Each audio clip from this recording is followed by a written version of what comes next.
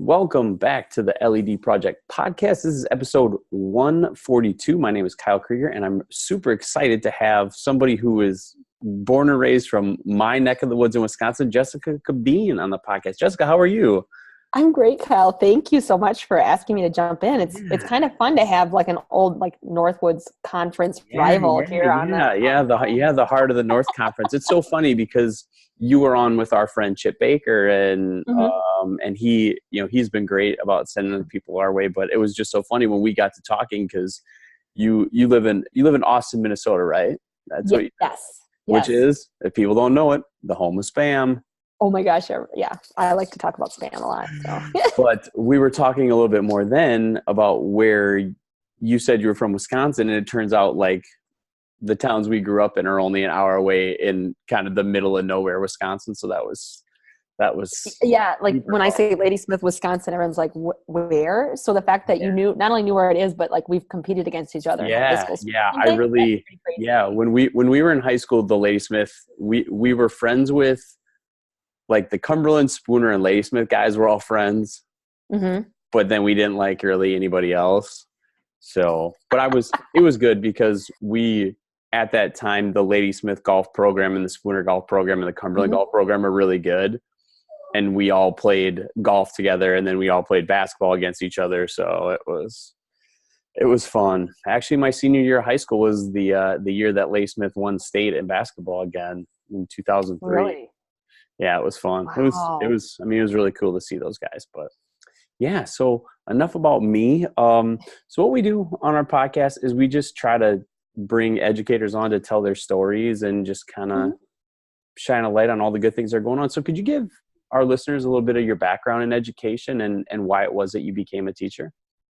Yes. And first off, we were talking off recording that the opportunity to reflect on our calling and why we do what we do, we don't do this very often. So I appreciate this opportunity. And I just think to have quality time to reflect on our own why is so important in this work because it's busy and it's exhausting. So I say this because I came to education very non-traditionally. I went to school at the University of Wisconsin, Eau Claire as a music therapist. So I did coursework alongside music educators, but my path was more therapeutic, worked in hospitals, nursing homes, and residential treatment centers for students or children with significant court placements, things like that. And so that road landed me in Clear Lake, Iowa, and I worked as a music therapist for adults with disabilities and love that work and love the power of music and how it can really work on goals and rehabilitation work and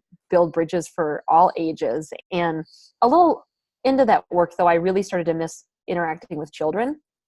And so I took a job as a music therapist in the St. Paul public schools. And so I was able to really get the best of both worlds, use my music background, and then also reach really hurt kids in self-contained EBD and autism programs in the 90s. And then at that time, they were looking for teachers in urban areas in St. Paul specifically. Sure. So I was part of a cohort and got my master's degree in teaching for free. I had to turn around and teach in the St. Paul schools. I know it was an incredible program. So I went through a cohort of like 20 other educators between Minneapolis and St. Paul. And then I turned around and was an autism teacher for about 5 years in St. Paul. And then started a family, and my husband and I, obviously growing up in a smaller community, St. Paul Public Schools was a little large and intimidating. Yeah. So we made the family choice to move down to Austin, Minnesota. So it's a wonderful community.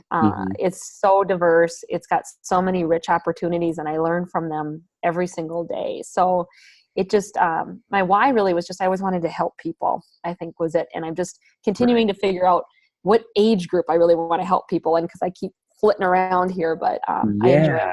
Yeah. It's so interesting to me that at, that time, like they were paying for people to get their masters in these things and all.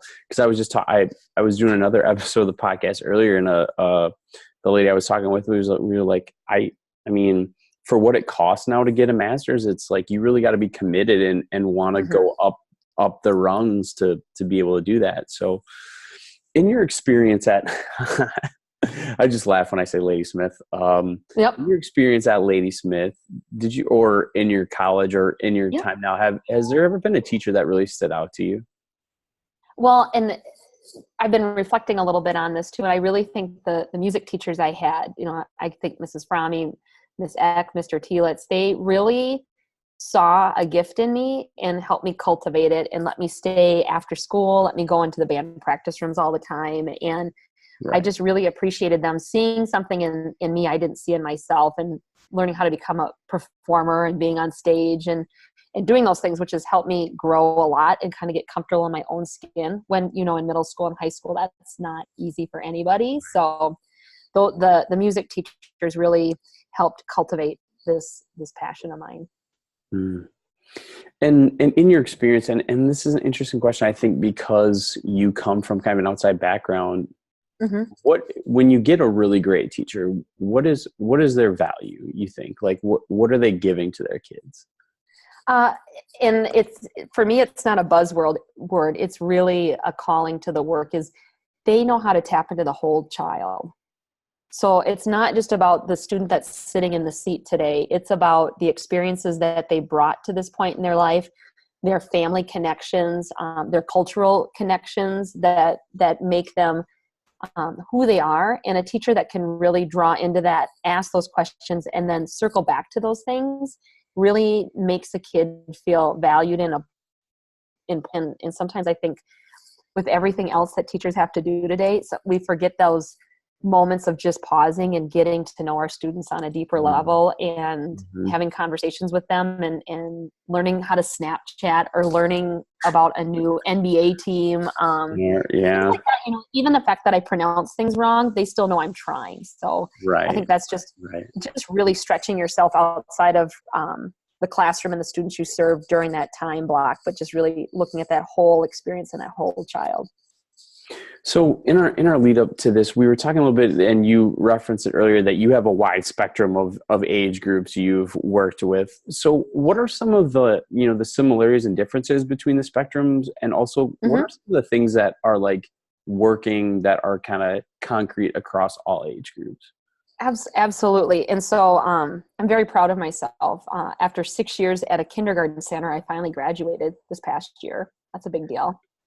6 years with 400 5-year-olds every single day is kind of a task in itself. So the natural, progression of kindergarten is to jump right to 7th and 8th grade.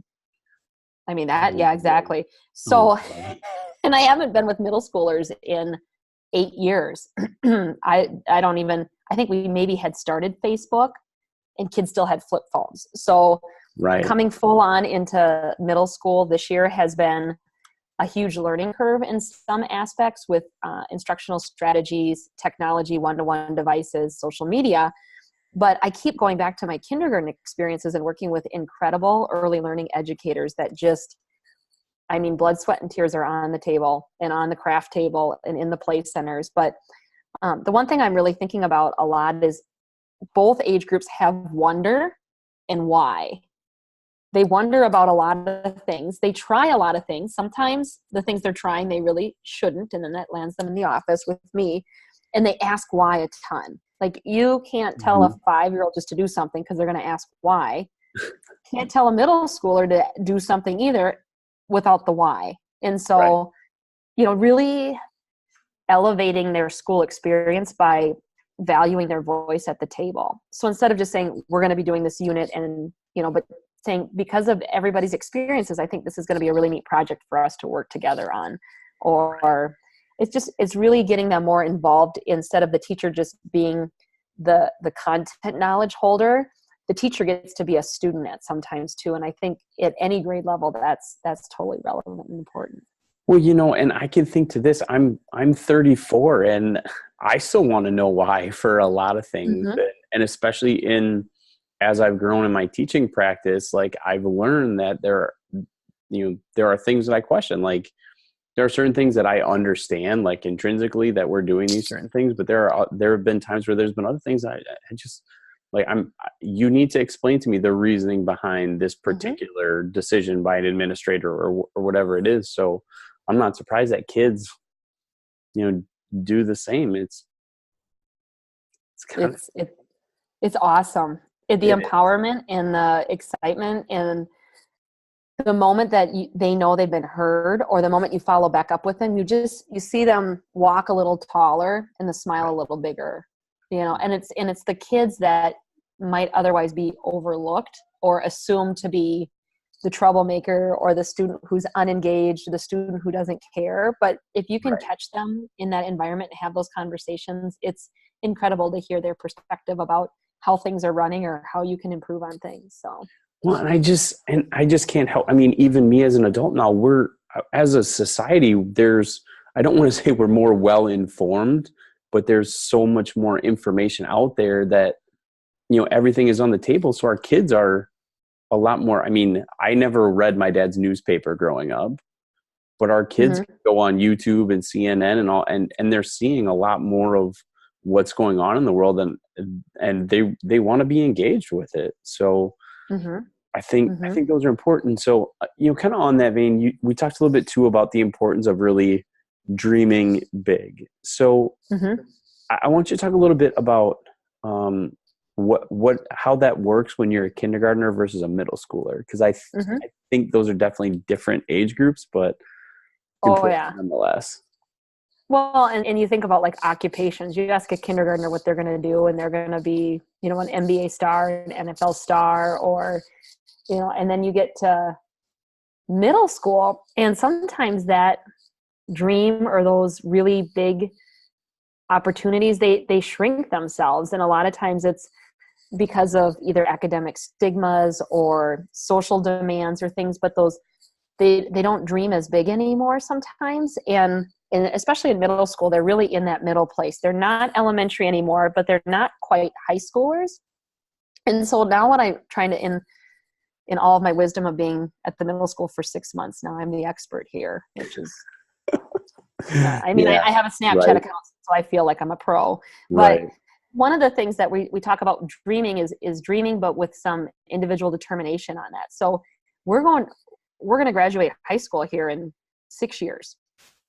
That's not that long, so what are you excited about? And really framing it, not just for your college track, but, vocational college, cosmetology, culinary, working in nursing homes and supporting our adults with, with disabilities, or going into the police or firefighter, or so really I get to have really cool conversations with kids about, okay, like 6 years isn't that long. Like what are we thinking about? What are our dreams for when we're done with high school? And it's really fascinating. And I really try to plug into the kids who've identified that their parents didn't go on to school, because they're the ones who have a really hard time envisioning a life bigger than what their parents had, even though their parents want them to have more than they had.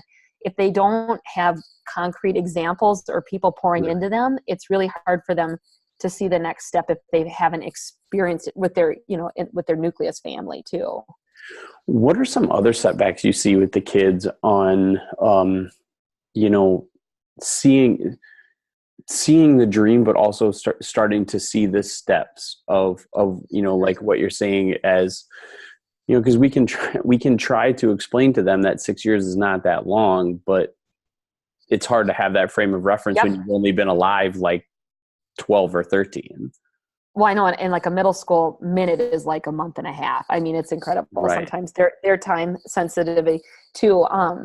We, as a staff, we watched a movie as a professional development, watched Paper Tigers, which is a documentary about kind of an alternative high school and really working with students with trauma and ACEs. And the one thing that really continues to come back to me with that is each of those people said, the success for these students really was determined by one caring adult. One caring adult, one adult pouring into them saying, I believe in you. I think you can do this. And if they make a mistake, you come back the next day and say, okay, let's try again. And so I've noticed that there's a pocket of kids that are just waiting to fail or waiting for people to give up on them. And so those are the kids I just really want to pour into, because I want them to know that I have really high expectations for them. And every day you're not going to meet them. and we're going to come down and come back up, and I'm going to love you and care for you and support you and come to your house and see you if I need to.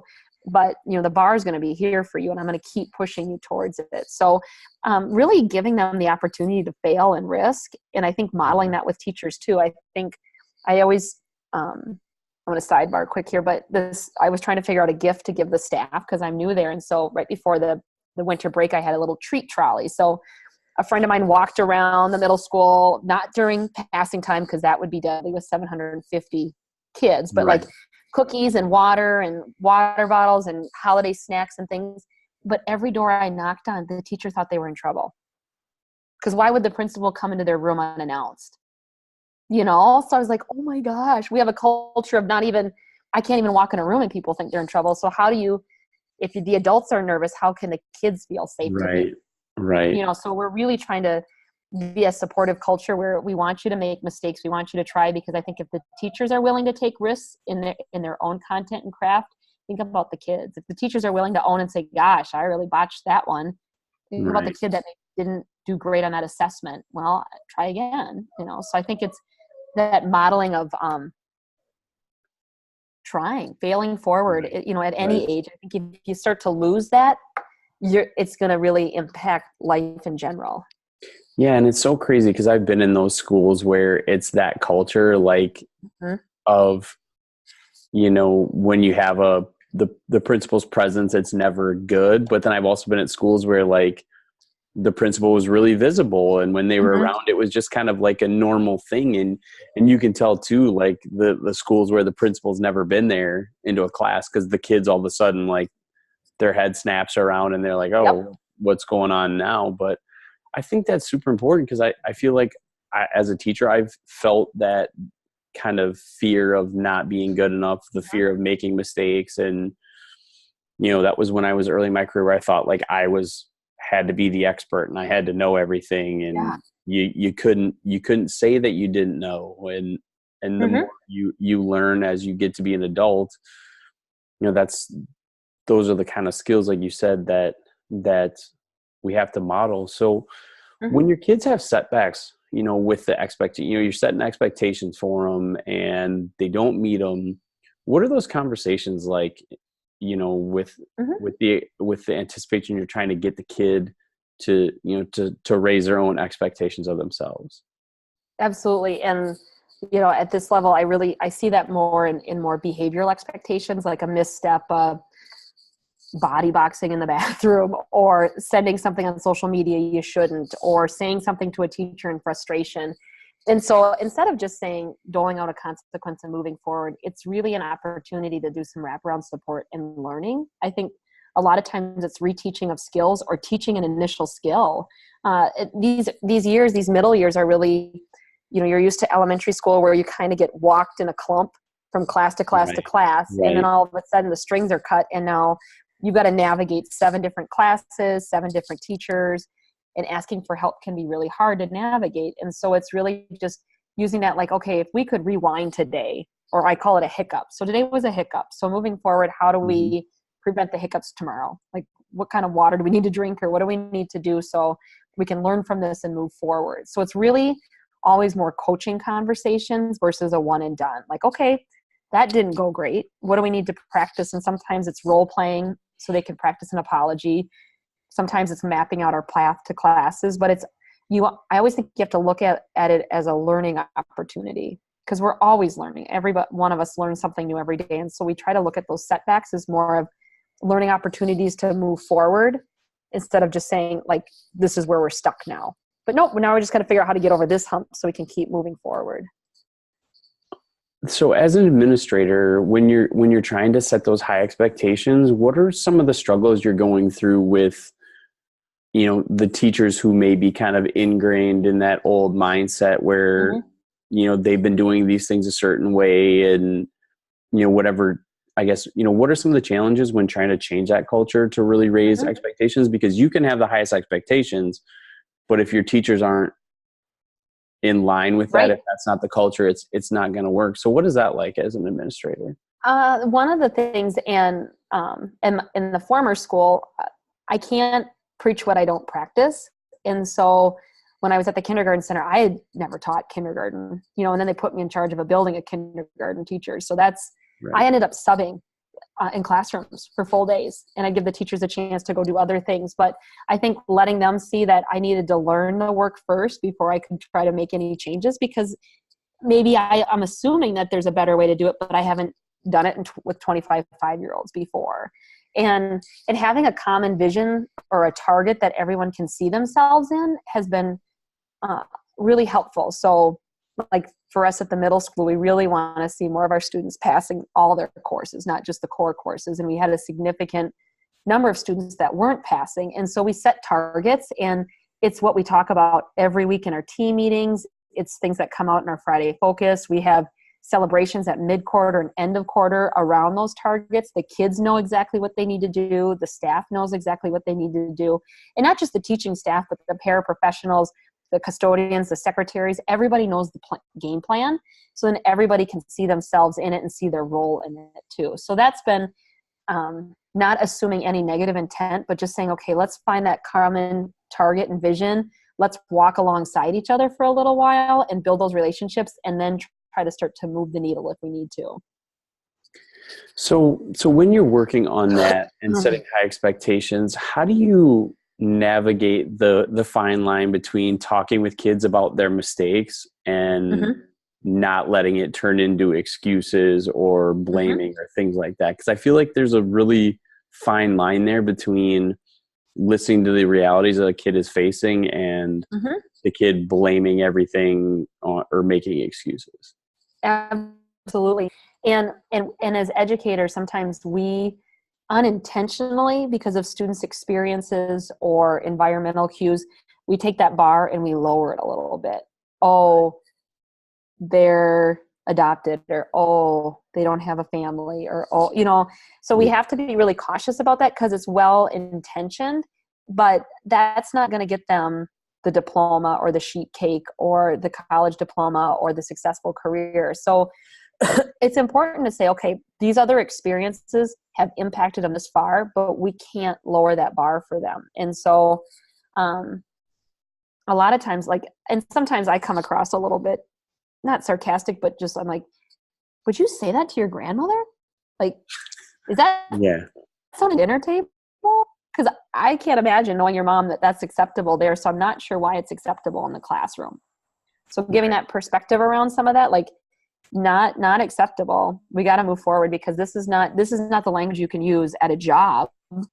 Probably not the language you can use like at the grocery store or with the police officer or with, you know what I mean? So it's like giving that context of generalizing the behavior to other environments, so they see that why. Like, well, I didn't like the way the teacher said this or that. And I'm like, okay, but is that okay to say that to your parents at home or to your boss in the future? Or would you say that to me? And they're like, well, no. And I'm like, well, then, so those teachable moments, but just saying, and a lot of it is, with those difficult discipline opportunities too, where I might have to suspend a student or have a student not return to our school for a significant amount of time. I give that space, and then I try to follow up with them to make sure that they're okay. They're still getting support from their family or their new school. And sometimes they'll even message me a few months down the road and just say, I really miss you and I want to come back. And I said, I'll welcome you back next year, but we made some poor decisions. We have to own those decisions, and then we move forward from that. So it is you have to be careful, because it's not just about that student, especially with some of those choices they make. That choice impacts the whole class. And teachers today, I see that secondary trauma impacting them so much. You can't leave that pain in the classroom or in the car. A lot of teachers bring that home with them. And so talking about self-care is part of everything I do. And even with new teacher training, I end the monthly meeting with self-care, because I think that's something that we have to talk about as educators, because we want to do this job for 30, 40 years. And finding ways to set some boundaries around that work and to be able to have a life outside of it that you enjoy only makes when you come back into the classroom even more meaningful. Yeah, my first few years, I think I didn't miss one day until my fourth year. And I used to kind of wear it as a badge of honor. Like I'll suck it up. And there were days where I was like borderline sick, where I could have but it wasn't until a buddy got married that I left. And I, looking back now, I just, I wish I would have taken a day here and a day there to just, whether it was spend time with family or go out and play golf or just, it took me a long time to realize those days are there for a reason. And even I had a really hard time when I started in the summer, just like turning off for a few weeks or a month. When the summer started, I was instantly like, all right, we're going to reset and reshuffle and restack the deck. But it's, you gotta unplug and plug into yourself. You really, and that's for educators, that's the hardest thing for educators to do, because they pour into everybody else first and then there's nothing left for them. So it's always, I always like that life, the life analogy, like you throw that lifeline, you throw that life vest out to everybody else. But really, even like on the airplane safety videos, you put the oxygen mask on yourself first before you help others. Right. And so if you're really sick, or if life's really hard at home, you've got to take care of yourself first, so then you can take care of others. Yeah, and I think too, I learned over the course of my career on the self-care front how important it is the people you surround yourself with too, whether it's people on your campus or, and the people out, in your outside life. They can make a huge, huge impact on, whether you're living in a positive space or whether you're living in a negative space. Incredibly true, Kyle. And I think positivity breeds positivity and negativity breeds negativity. For sure. So I mean, positivity doesn't mean it's Pollyanna, but it's like, well, I do a lot of reframing in my job. Like, well, that could have gone better. Or my standing joke is I'm the 73% accurate principal this year. So I missed a meeting here and I was late to this one, but I was 5 minutes early to this one. So, or this mediation went well, this team meeting went really good, and then this parent encounter went really bad. So my average turned out okay.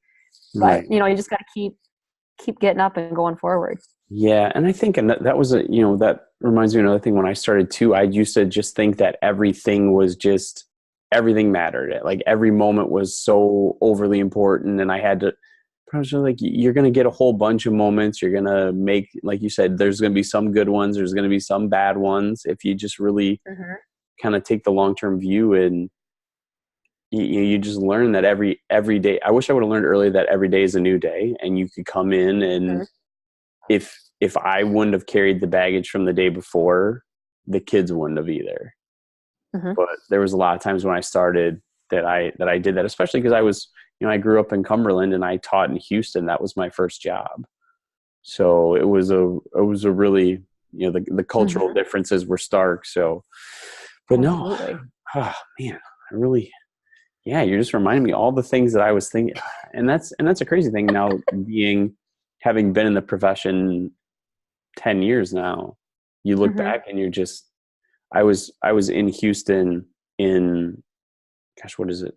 In November, and we were driving and we drove right past where my old school was. And I just was thinking to myself, like, I wish I could go back now and start again, knowing having all the experience that I have now, because it would have been, I feel like it would have been such a different experience. But we just take that into the future and do the best we can. And like I said, with the podcast, that's one of the things we want to do, is try to help the people that are out there, not make the same mistakes that we did. Well, and Kyle, I'll share too. So before I was a kindergarten principal, I was an assistant middle school principal at the school I'm the principal now. So, and my oldest son at the time was ages 2 to 5 at that time. And I am not proud of this, but there were 3 days in a row, a week, I wouldn't see him awake, because I would get up in the morning and I'd be out the door before 7 and I'd be home at 8 o'clock at night. Yeah. And I missed a large chunk of his life. And as a mom, nap time, I'd quick run into work or do something or do these emails, or, I was constantly multitasking because I felt like that was what I was supposed to do, to be a good principal and a good, wife and all these things. And so I looked back at that and I'm like, I missed like nap time, like taking a nap with my kid. I missed getting him to preschool. I missed making him dinner some days. So, maybe not the most logical choice, but then I just decided to become his middle school principal in 8th grade. That Don't recommend that. I how does know. that go? Oh, that's gonna be terrible. My So mom, oh, yeah. my Every day he sees me in the hall. I'll go into his class. Once he let me eat lunch with him, that was my Christmas present. Yeah, So my mom was Cumberland Middle School and high school are attached now, and my Mhm. mom was running the computers for the middle school when I was in middle school and still when I was in high school.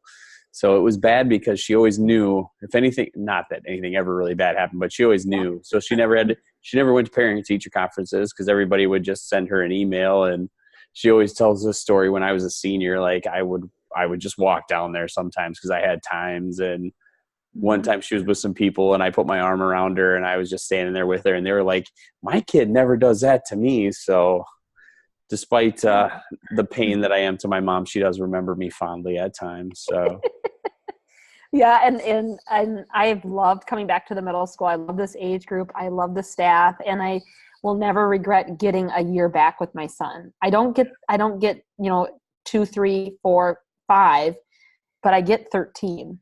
And I'm going to mm-hmm, hold on to this. mm-hmm, So I think that's the other thing we can learn from this too is, maybe 10 years ago I could have done this better, but now I'm trying harder today. right. And that's what I'm doing is I'm showing up to school every day, walking in the hall, kind of around him, but not right next to him kind of thing. Just subtly hovering. Yeah. I have taken pictures of him in the hall though sometimes or in Oh, class it's and super. just kind of Oh waved man, at it's him. super funny. See, if it were me, I would Yeah. just be like knocking on the window every period, just like waving at him, just to embarrass him. That would be what I would do. But No, well, and I've got another one coming up next year for 2 years. So I'm really ramping up. Both my boys are going to get a lot of their mom in the next couple of years. oh, that's awesome. So we definitely don't want to take up too much more of your time. So we'll get to the wrap Okay. up questions. But man, it's so good. It's so good. It's like it's just so good to talk to teachers. But then I just can't get over the fact that like through the grapevine we wound up getting connected and that we had connections. So that was really awesome. So the last 3 wrap up questions. What is one thing you think all kids should be taught? Empathy. Yeah. You can't start too young and you can't go too old, but I mean, just a sense of others. And yes, we all have devices and we have our phone, but like just taking the time to help kids walk through social situations, reading social cues, looking at people, trying to think about that. I really feel like that is the skill that everybody can benefit from Right. in all areas of life. Right. So what advice would you give to a teacher who is struggling to really maintain those high expectations in their class? Even as a administrator in a new building, ask for help. Just ask for help. It's not a sign of weakness. It's actually a sign of being a strong, reflective practitioner. So ask for help. Find a friend, find a colleague, get connected on social media. Right. There's lifelines out there. I love Voxer for those conversations, one-on-one with people who are struggling. Mm-hmm.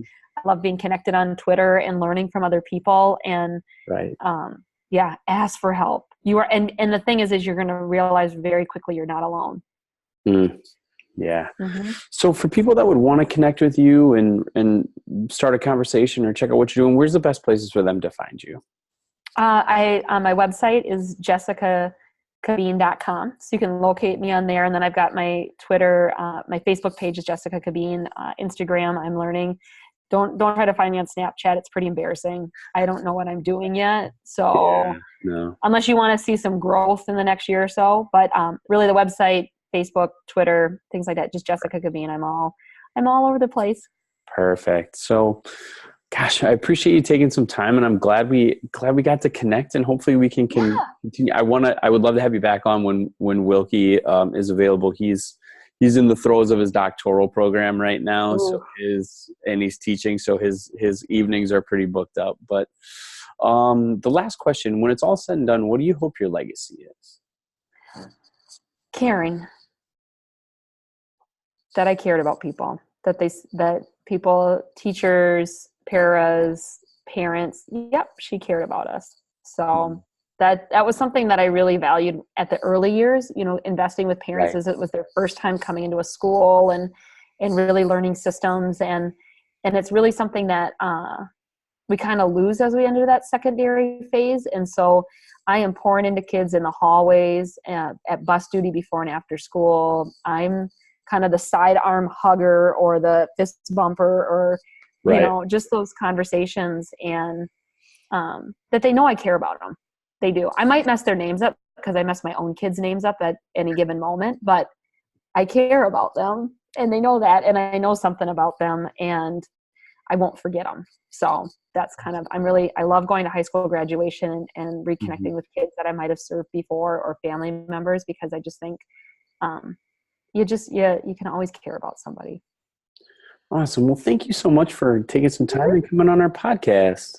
Oh my gosh, it was an honor. And like I said, these questions are just so reflective. And I think if you're listening in the audience, just take some time to think about why you became a teacher. And one of the most powerful things is to tell that person, if you can, why you became a teacher. I mean, to hear from former students the impact that I made on them as the assistant principal, I'm like, oh my gosh, this is why I do my job every day. Yeah, and my one of my favorite teachers actually lives right down the street from my sister in Cumberland. So I see him because I'm up there pretty often. So I see him. He actually became the mayor of Cumberland. So see, you saw leadership in him early on.